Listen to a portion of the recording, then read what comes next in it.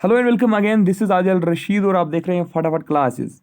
इस वीडियो में हम डिस्कस करने वाले हैं art and crafts of Jammu and Kashmir. ठीक है, तो सबसे पहले हम यहाँ पे डिस्कस करेंगे पेंटिंग्स। ठीक है, paintings of Jammu and Kashmir. तो देखिए, सबसे ज़्यादा जो पेंटिंग्स का जो कंट्रीब्यूशन है ना, ठीक है, तो वो जम्मू डिवीजन के लोगों ने दिया है। ठीक है, यानी कि सबसे ज़्यादा जो हम कहेंगे सिंपली, सबसे ज़्यादा जो शौक था पेंटिंग का, वो जम्मू डिवीजन के लोगों को था। कश्मीर डिवीजन के लोगों को उतना शौक नहीं था। देखिए, अब हम करेंगे डिस्कस यहाँ पे डिफरेंट स्टाइल्स ऑफ पेंटिंग्स। सबसे पहले हम देखेंगे बशोली कलम पेंटिंग्स। ठीक है, ये एक स्टाइल है पेंटिंग का। तो बशोली कलम पेंटिंग जो है, these are famous across the world. ठीक है, ये पूरी दुनिया में क्या है, मशहूर है बशोली की पेंटिंग्स। ये जो बशोली की पेंटिंग्स हैं, these are kept in museums, इसको म्यूजियम्स में रखा जाता है। ठीक है, और तीसरी बात इसमें ये इंपॉर्टेंट है कि it's a miniature style of painting. ये है मिनिएचर। ठीक है, it's A miniature style of painting. Miniature style of painting का मतलब क्या होता है, यानी कि small copy of something which is very large. ठीक है, small copy of something which is very large. मान लीजिए फॉर एग्जाम्पल, यहाँ पे अगर पेंटिंग्स में क्या किया जाता है, इस फॉर्म में। ठीक है, बशोली कलम पेंटिंग्स में क्या किया जाता है, मान लीजिए अगर कोई ऑब्जेक्ट बहुत बड़ा है, उसका साइज बहुत बड़ा है, फॉर एग्जाम्पल माउंटेन्स है। ठीक है, तो पेंटिंग में अब माउंटेन्स को दिखाना है। ठीक है, तो ये क्या क्या करते हैं, शाबाश, जब ये पेंटिंग करेंगे तो ये इस माउंटेन को बस ये वाले साइज में दिखाएंगे। ठीक है, यानी कि ये इस तरीके से पेंटिंग करेंगे, आपको सेम टू सेम ये पिक्चर आपको उसी की दिखाएंगे। ठीक है, लेकिन वेरी स्मॉल एक कॉपी उसकी ये बनाएंगे। ठीक है, तो इतना याद रखना, मिनिएचर स्टाइल ऑफ पेंटिंग में क्या किया जाता है कि वेरी लार्ज साइज ऑब्जेक्ट जो है ना, उनकी एक स्मॉल कॉपी बनाई जाती है। ठीक है, पेंटिंग में। तो मिनिएचर स्टाइल ऑफ पेंटिंग कौन है, शाबाश, बशोली कलम painting. Painting style of Jammu and Kashmir comes under पहाड़ी पेंटिंग्स। ठीक है, ये जो है ना बशोली कलम पेंटिंग जो है ना, ये इसको हम कैटेगराइज करते हैं अंडर पहाड़ी पेंटिंग। ठीक है, अंडर पहाड़ी पेंटिंग। ये बहुत ही इंपॉर्टेंट पॉइंट है। यहाँ पे देख लीजिए, बहुत सारे टाइप्स हैं पेंटिंग के भी, बहुत सारे टाइप्स हैं। इसमें से पहाड़ी का भी एक कैटेगरी आता है। ठीक है, पहाड़ी का एक कैटेगरी आता है। तो हमारे जम्मू एंड कश्मीर का जो पेंटिंग है ना, वो आता है पहाड़ी पेंटिंग्स में, समझना। ठीक है, देखिए पहाड़ी पेंटिंग्स का मतलब क्या है। ये पहाड़ी पेंटिंग्स की जो कैटेगरी है ना, ये हम किस कैटेगरी की पेंटिंग को बोलते हैं। देखिए, ये जो पहाड़ी पेंटिंग है ना, ये डेवलप हुई है कहाँ पे, हिमालयन फुट हिल्स में। ये वाली जो है ना, ये वाली जो पेंटिंग है, ये हिमालयन फुट हिल्स में है। यहाँ हम कहेंगे सिंपल, ये हिमालयाज में एराइज हुई है। ठीक है, हिमालयाज में इसका सोर्स था। ठीक है, यानी कि ये हिमालयाज से पहाड़ी पेंटिंग जो है उसकी शुरुआत हुई। कहाँ से, हिमालय से। अब हिस्टोरियन जो लिखते हैं, वो लिखते हैं जम्मू जम्मू और गढ़वाल, जम्मू और गढ़वाल हिल जो है, इसके बीच में ये क्या हुई, शाबाश, ओरिजिनेट हुई ये पेंटिंग। कौन, पहाड़ी पेंटिंग। तो बशोली कलम पेंटिंग जो है, उसको भी पहाड़ी पेंटिंग्स में इंक्लूड किया जाता है, कैटेगराइज किया जाता है।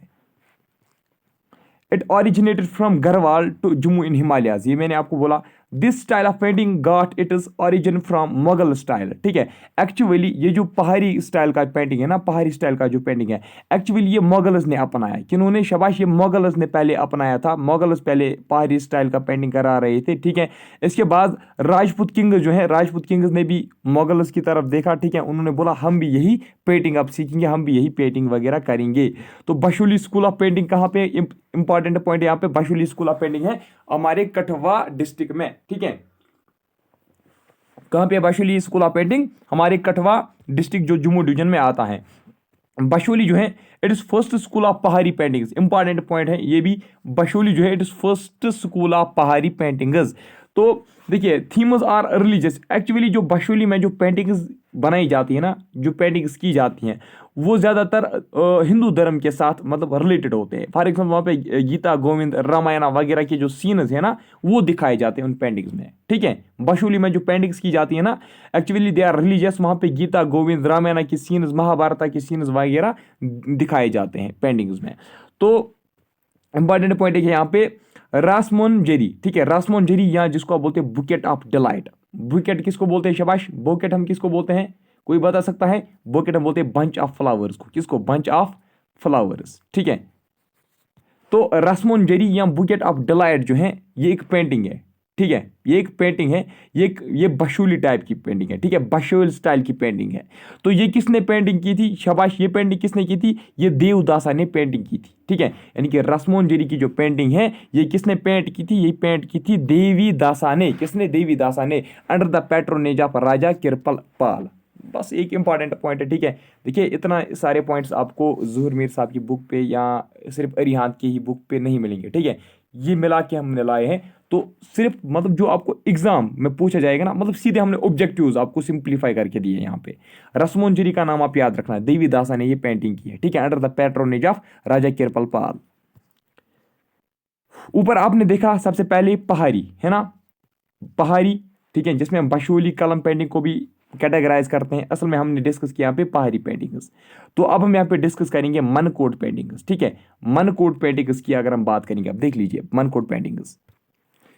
मनकोट पेंटिंग जो है ना, दिस स्टाइल ऑफ पेंटिंग है सिमिलरिटीज विद बशोली पेंटिंग, यानी कि मनकोट पेंटिंग सेम होती हैं बशोली पेंटिंग जिस तरीके से, मतलब बशोली में पेंटिंग की जाती है ना, बशोली स्टाइल के की जिस तरीके से पेंटिंग होती है ना, उसी तरीके से मनकोट पेंटिंग भी की जाती है, ठीक है। तो bold subjects with vivid colours, bold subjects यानी कि मान लीजिए अगर आपको ह्यूमन बींग्स दिखाने हैं तो वहां पे जो आप पेंटिंग करोगे वहां पे आप उनको मतलब हाईलाइट करोगे। बोल्ड मान लीजिए आप हाईलाइटेड सब्जेक्ट्स होते हैं, ठीक है। तो मनकोट पेंटिंग्स में क्या होती हैं, बोल्ड सब्जेक्ट्स होते हैं with vivid colours. Vivid colour का मतलब होता है कलर्ड, ठीक है, ब्राइट, ठीक है, ब्राइट कलर्ड याद रखना, ठीक है। तो मनकोट पेंटिंग में क्या किया जाता है, एक जो सब्जेक्ट्स होते हैं वो बोल्ड किए जाते हैं और कलर जो किया जाता है वो बहुत ज्यादा ब्राइट होता है। तो इसके बाद मनकोट पेंटिंग में क्या किया गया है, देखिए बोल्ड और विविड कलर जो है ना, ये कहाँ पे किया जाता है, शाबाश, ये बशोली पेंटिंग्स में भी, बशोली पेंटिंग्स में भी सब्जेक्ट्स को बोल्ड किया जाता है, कलर जो है उनको बहुत ज़्यादा ब्राइट इस्तेमाल किए जाते हैं। तो अगर हम बात अब करेंगे मनकोट की, थोड़ी सी डिफरेंस है यहाँ पे। मनकोट में क्या है, मनकोट में सबड्यूड कलर्स हम इस्तेमाल करते हैं। सबड्यूड कलर्स का मतलब होता है जो ज़्यादा ब्राइट नहीं होते, जो डिम कलर्ड होते हैं, ठीक है, जो डिम कलर होते हैं। यहाँ पे भी सब्जेक्ट्स को बोल्ड किया जाता है, लेकिन जो कलर हम इस्तेमाल करते हैं वो सबड्यूड होता है। सबड्यूड मीन्स यानी कि डिम कलर होता है, ठीक है। बशोली में कौन सा कलर हम इस्तेमाल करते हैं, विविड कलर इस्तेमाल करते हैं, और सब्जेक्ट्स को हम वहाँ पे भी बोल्ड करते हैं। याद रखना मनकोट पेंटिंग जो है it's similar to that of Basohli style. तो गुलेर, गुलेर जसरोटा स्टाइल की अगर हम बात करेंगे, गुलेर जसरोटा पेंटिंग या Guler Jasrota style of painting, ठीक है, एक ही बात है।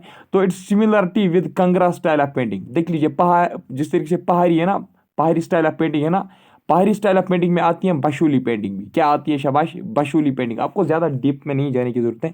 बशोली पेंटिंग इसमें आती है, नूरपुर पेंटिंग इसमें आती है, छंबा, कंगरा, मंडी, गढ़वाल, ये वाली पेंटिंग्स इसमें आती हैं। लेकिन अब देख लीजिए, आपको इतना डिटेल में याद रखने की जरूरत नहीं है। आप इतना याद रखना, गुलेर जसरोटा स्टाइल ऑफ जो पेंटिंग है ना, ये सिमिलर होता है कंगरा स्टाइल ऑफ पेंटिंग से। कंगरा स्टाइल ऑफ पेंटिंग जो है ना, ये भी एक मतलब पहाड़ी स्टाइल की पेंटिंग है, ठीक है। कंगरा स्टाइल ऑफ पेंटिंग आप याद रखना।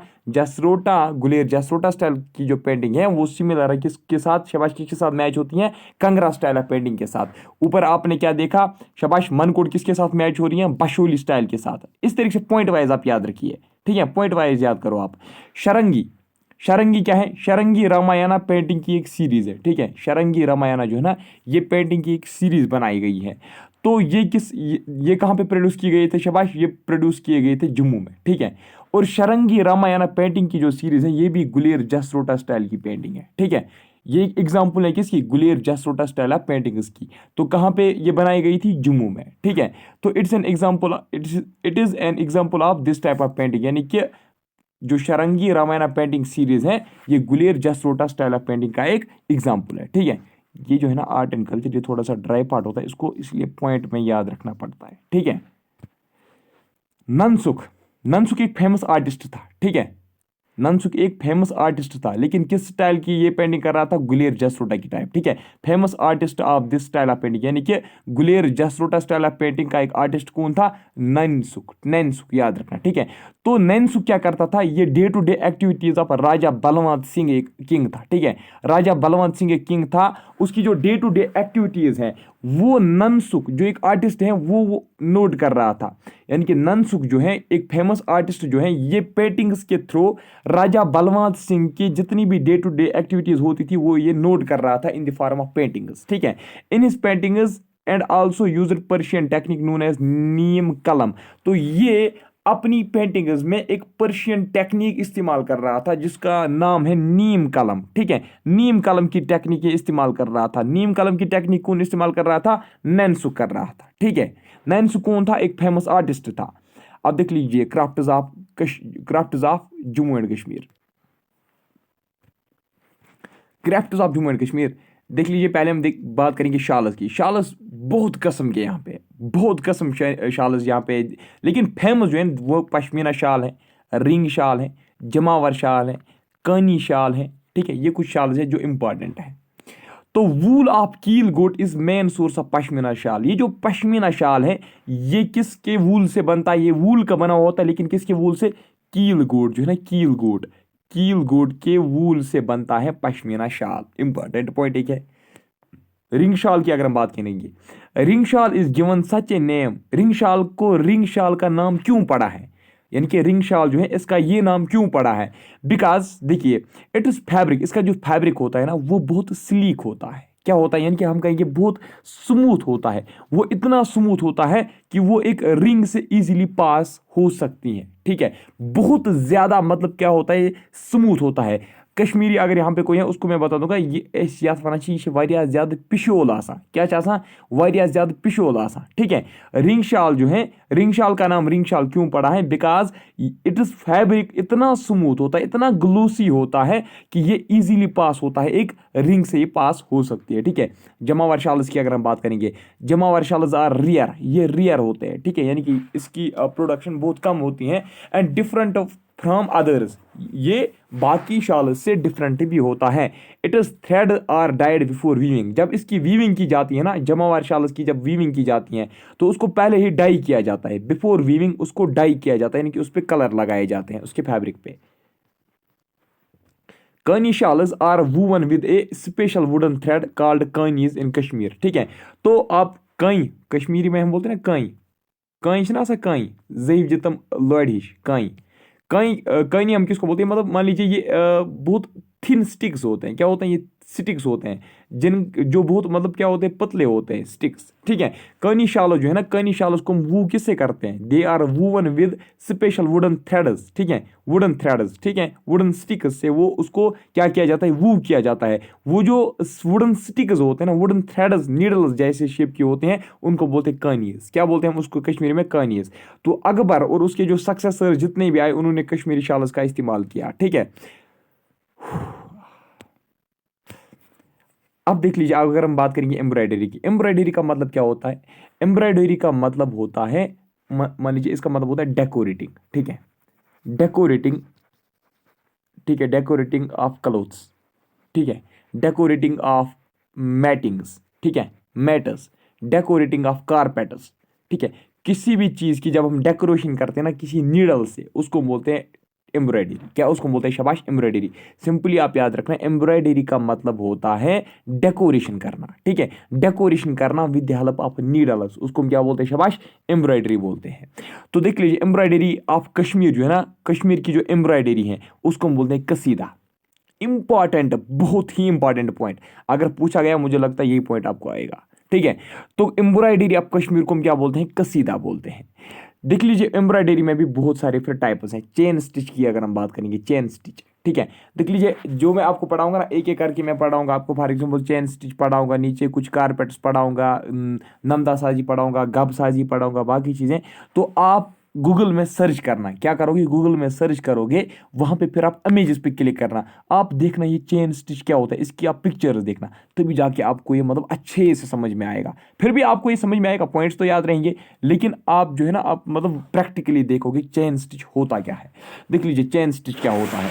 इट इज डन बाय आरी। ये इसने सुना आरी कम, कश्मीर में इसको बोलते हैं आरी कम। ठीक है, चेन स्टिच जो है इट इज डन बाय आरी, या हम कहेंगे एक हुक से ये किया जाता है, जिसको आप बोलते हैं उर्रा। ठीक है, गूगल में आप सर्च करना, इसकी पीछे से एक इस तरीके से एक हैंडल होती है और नीचे इस तरीके से नीडल होती है। ठीक है, उसका इस तरीके से हुक होता है।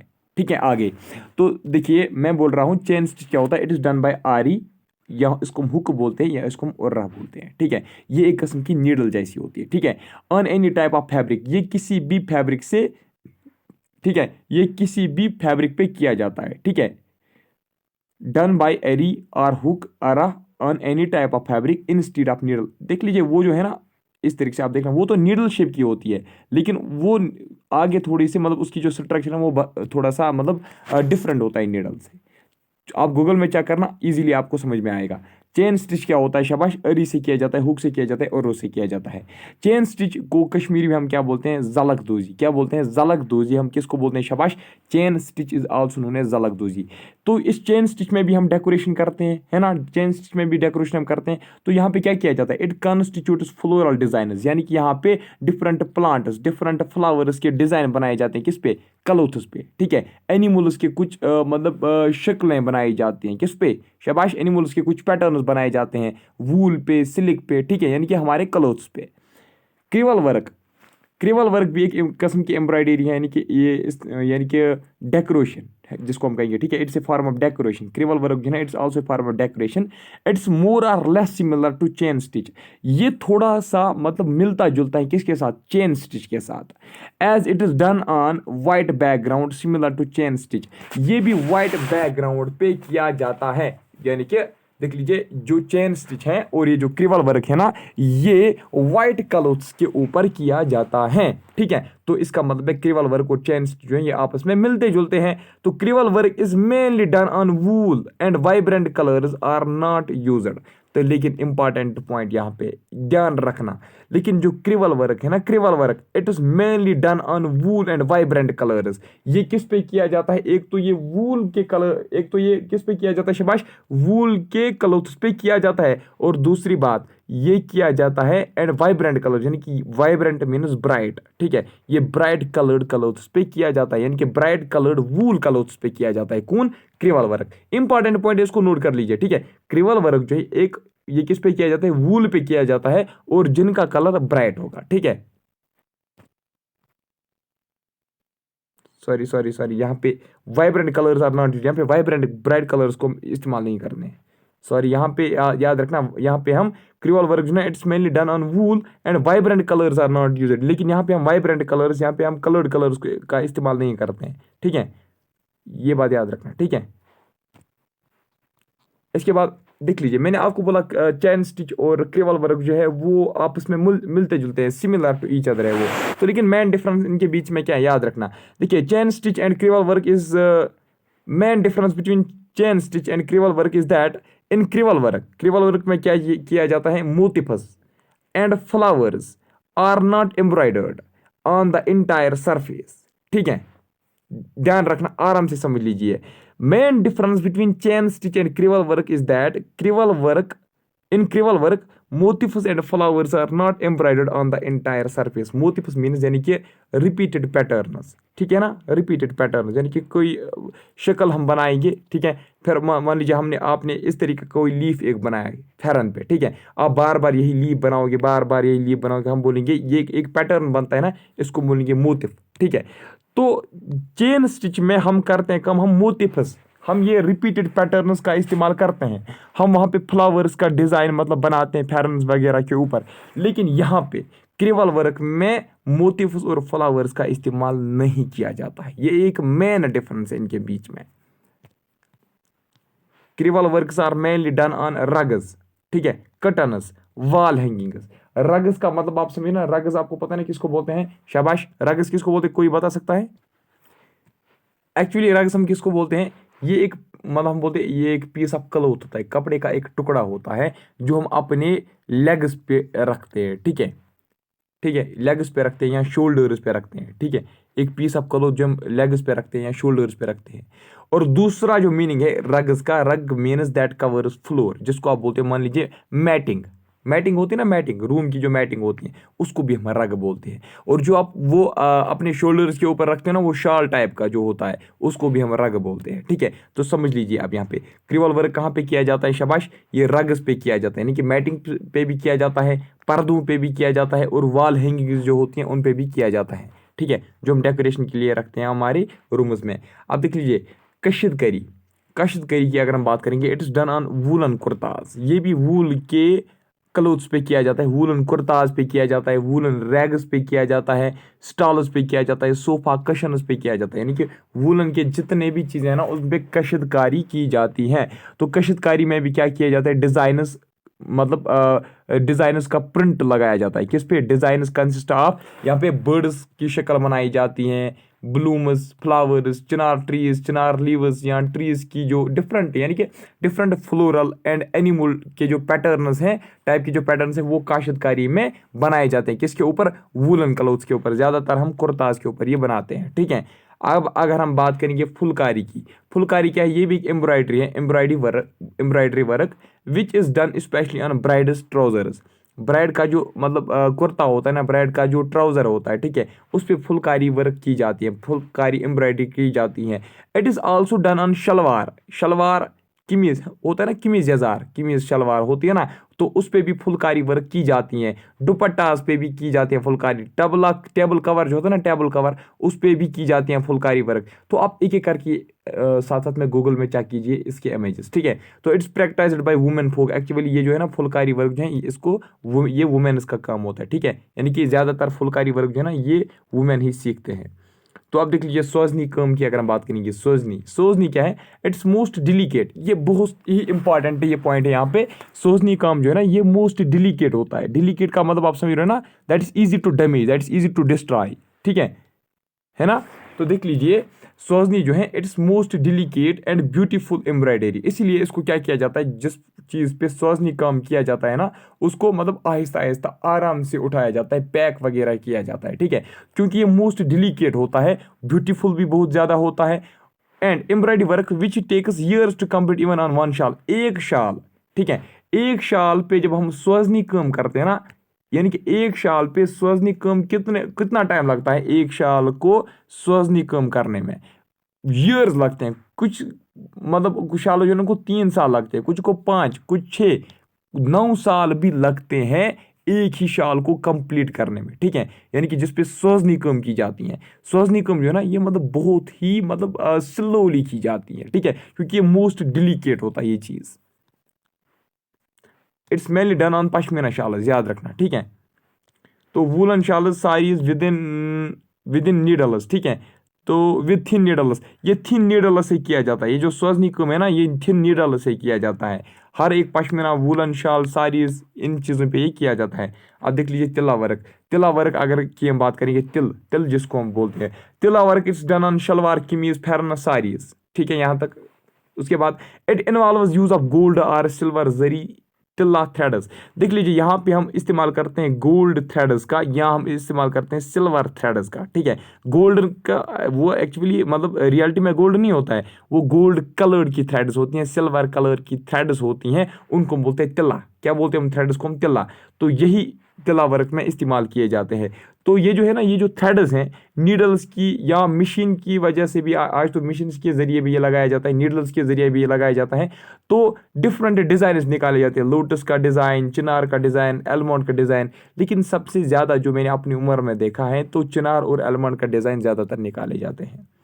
अब देख लीजिए, अब अगर हम बात करेंगे कारपेट्स की, कारपेट्स को इंट्रोड्यूस जम्मू एंड कश्मीर में किसने किया था? जैनुल आबदीन ने, जिसको आप बुरशा बोलते हो। कहाँ से इंट्रोड्यूस किया था? शाबाश, ईरान, पर्शिया से उसने ये कारपेट्स की जो इंडस्ट्री यहाँ पे लाई थी। ठीक है, तो कारपेट्स के बहुत सारे टाइप्स हैं। सबसे पहले हम देखेंगे खबदन पायल कारपेट। खबदन पायल कारपेट की अगर हम बात करेंगे, ये it has got its origin from Tibet, यानी कि ये तिब्बत टाइप का होता है। यानी कि खबदन पायल कारपेट जो है ना, सबसे पहले तिब्बत में बनाया गया था, तभी जाके कश्मीरी ने भी सीखा। ठीक है, जम्मू कश्मीर के लोगों ने भी सीखा, अब ये भी प्रोवाइड कर रहे हैं यही। ठीक है, नॉटेड कारपेट, नॉट आप समझ रहे हो ना, नॉट कश्मीर पे जाते मना गंड, गंडित कारपेट। ठीक है ना, गंड, नॉट हम कश्मीरी किसको बोलते हैं? गंड को। जब देख लीजिए कश्मीर जो यहाँ पे बाकी है ना, जो डोगरी वगैरह यहाँ पे, यहाँ जो हिंदी वगैरह समझते हैं, उनको मैं बता दूंगा। देखिए, जब आपकी रस्सी जो है ना, जब आपकी रस्सी के बीच में कट लगता है इस तरीके से, है ना, तो आप क्या करते हो? आप इस तरीके से रस्सी को लाते और दूसरी रस्सी टुकड़े को भी लाते हो, टुकड़े को भी लाते हो, फिर आप इनको आपस में जोड़ देते हो। वो जो आप जोड़ देते हो ना, उसको हम बोलते हैं नॉट। क्या बोलते हैं? शाबाश, नॉट उसको हम बोलते हैं। तो नॉटेड कारपेट क्या होता है? आप समझिए नॉटेड कारपेट का मतलब, it is mainly made by hand. Actually noted carpet किससे बनाया जाता है? हाथों से बनाया जाता है। नॉटेड कारपेट को हम लोकली क्या बोलते हैं? कलबफी। क्या बोलते हैं? कलबफी, या कश्मीर रग भी इसको हम बोलते हैं। ठीक है, कश्मीर रग। ठीक है, कश्मीर रग या कलबफी हम किसको बोलते हैं? नॉटेड कारपेट्स को। तो दीज रगस या जिनको आप बोलते हो carpets, these rugs are these carpets are these matting pieces are superior in the world of hand knotted rugs made of pure wool silk. ये किसके बने होते हैं शबाश? वूल और सिल्क के बने हुए होते हैं। रग्स की अगर हम बात करेंगे, रग्स हम किसको बोलते हैं? रग्स आर फ्लोर कवरिंग्स, यानी कि बोला ना मैंने मैटिंग टाइप का जिसको आप बोलते हो, है ना। तो जाय नमाज जो होते हैं ना, जाय नमाज जिसपे आप वो नमाज अदा करते हो, ठीक है, वो भी एक किस्म का रग होता है, ठीक है। तो रग्स जो है दीज आर फ्लोर कवरिंग्स, ये फ्लोर को कवर करते हैं। तो ये एनिमल मटेरियल, एनिमल स्किन का बना हुआ होता है या वूमन मटेरियल का बना हुआ होता है, कौन? रग। तो it's typically not extending over the entire floor. तो ये पॉइंट तो नहीं आएगा, तो इसी को आप ऐसे ही छोड़ दीजिए। आप ऊपर वाले 2 पॉइंट्स आप याद रखना, ठीक है। गब्बा की अगर हम बात करेंगे, these are embroidered rugs made by recycling old woollen blankets mostly made by woollen silk yarns Kashmiri floral patterns are used on this embroidery. ये चीज़ भी आप नहीं याद रखना, क्योंकि ये तो आपको ऑलरेडी पता है ना कि इस पे मतलब डिजाइन्स निकाले जाते हैं, या तो फ्लोरल निकाले जाएंगे या तो एनिमल के डिजाइन्स निकाले जाएंगे, इसलिए ये पॉइंट जरूरी नोट नहीं करना है, ठीक है। तो दीज आर एम्ब्रॉयडर्ड रग्स, ठीक है, ये भी एम्ब्रॉयडर्ड रग्स होते हैं, यानी कि ये भी एम्ब्रॉयडर्ड कारपेट्स होते हैं, ये भी एम्ब्रॉयडर्ड मैटिंग पीसेस होते हैं, ठीक है, मेड बाय रिसाइकलिंग। लेकिन याद रखना गब्बा में क्या होता है, यहाँ पे ओल्ड जो वूमन ब्लैंकेट्स होती है ना, वूलन ब्लैंकेट जो होती है यहाँ पे, या वूलन कारपेट जो होते हैं ओल्ड, लेकिन ठीक है, तो उनको ही साफ किया जाता है, ठीक है, उनको ही फिर से मतलब रिसाइकल किया जाता है, साफ करके रिसाइकल किया जाता है। तो रिसाइकल करके वहां से जो मटेरियल निकलता है ना, रॉ मटेरियल, उसी से बनाया जाता है गब्बा, ठीक है। Kashmiri floral pattern are used in embroidery, ये तो हमें पता है। तो mostly made by woollen or silk yarns, ये बात याद रखना, गबा में ज्यादातर वूलन या सिल्क यार्नस इस्तेमाल किए जाते हैं। अब देख लीजिए, Namda felted rugs, Namda felted यानी कि नमदा रग्स जिसको आप सिंपली बोलते हो नमदा रग, ठीक है।